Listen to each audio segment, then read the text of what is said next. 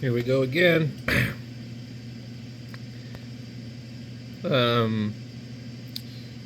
in England. It's going to be a tough copy at negative 22. But we'll see.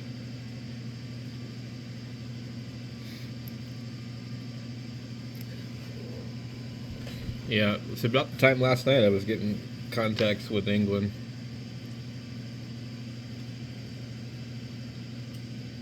Ooh, geez, negative 25. It just gets worse. Usually, I don't copy signals that low. And so, usually means they're probably not going to hear me. But we'll see. It's unlikely, though. I'm picking him up, but he's obviously not picking me up. And it looks like he's sending me his grid square, and he has given up. So, I'm putting out 100 watts. I ain't going to be able to do more than that. I'm not going to turn on the amplifier or any of that. So we'll let this run for a bit. But anyway, I had to get back into my logbook here. Nothing good tonight yet. Well, we got Czech Republic. He won't confirm in QRZ though. Like Canada, Japan earlier. What's the date on these? They QRZ, they go, it's 12/9 right now. Okay. They changed their date kind of rather odd. Anyway, just go check something here. 83 countries, awards. These are what I kind of like, my little goofy things I like to do. So you can analyze it, and it'll say, you got 50 out of 50. I don't need that one. I'm looking at this one actually, was the one I look up. I'm nowhere near that one. This 60 out of 100. So basically these, you can look on here and see these are the ones that you don't have. Greenland, that's going to be pretty damn hard. I don't know what Paraguay, and what's odd is I know I've gotten Paraguay before. These are all really hard to get. I don't think you have to get all of these to have 100, but we can look through here and see a lot more unconfirmed than confirmed. So, you get awards like this one, where pretty easy to get.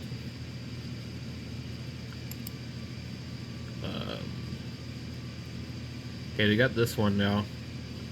I don't know why they leave that one on there. Can't get it from last year. So basically, make a contact 12 days in a row, and you will get the 12 days of QRZ award. So I don't know if that to be in a row or what they do.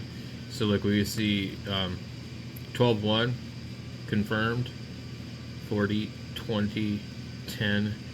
Oh geez, so you could get this on like multiple different bands. How in the hell do I have contacts on these days and they're not like confirmed? This is really weird. And I'm pretty sure I made contacts on these days and these days, but I don't see anything on here.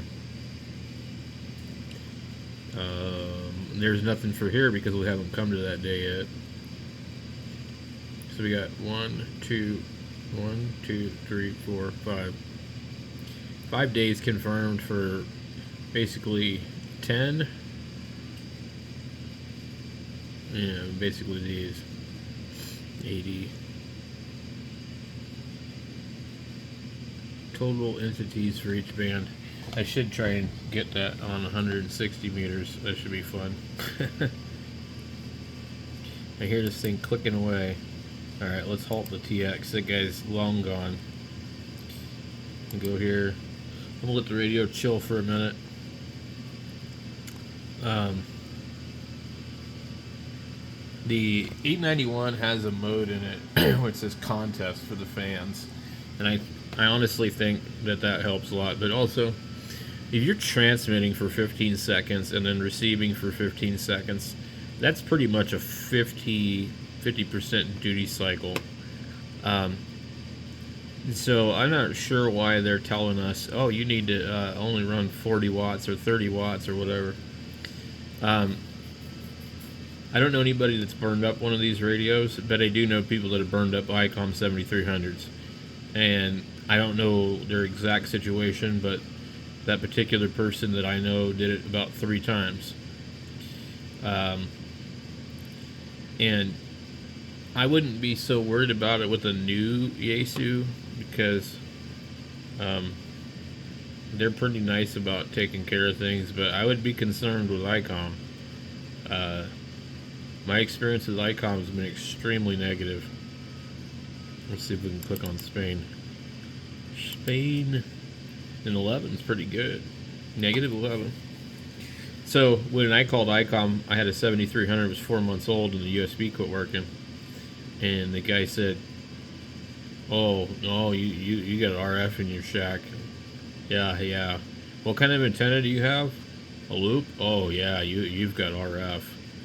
You know. And I told the guy, I said, "Look, I've got my amateur extra license. I didn't just memorize the questions.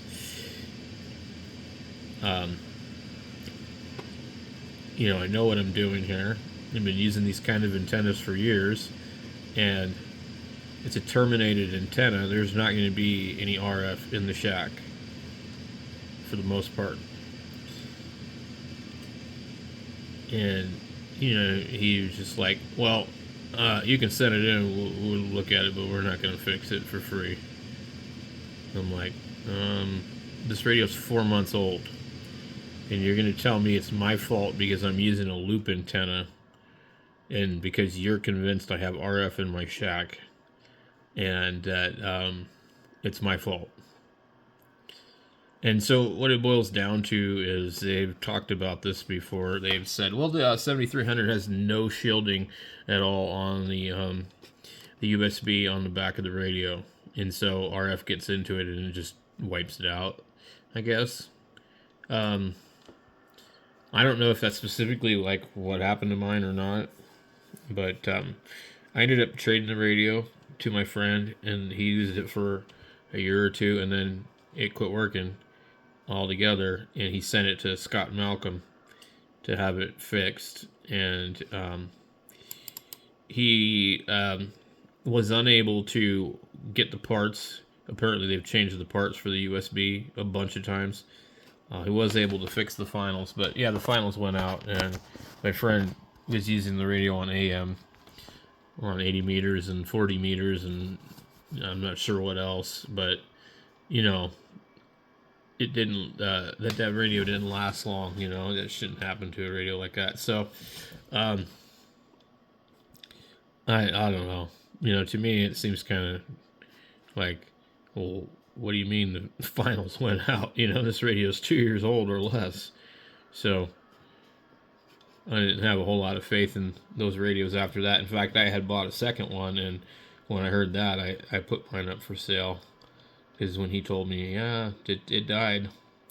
And we got some information from Scott Malcolm too about, like, well, what causes the failure. And believe it or not, it's actually RF. RF gets into the radio and causes the automatic biasing circuit to run away and let the finals put out an excessive amount of power till they burn themselves up or something like that. I'm not really sure I understand the whole explanation. Anyway, somebody kicked me off here because they started calling him. So you can see here. So, but we got France, we got England, we had all kinds of stuff on here. New Zealand, Australia. I mean, tons and tons of stuff on 40. And let me see here. What do we got? I'm getting ready to roll it up, though, here in a second. It's been a long day. So we'll catch you guys later. I'm done.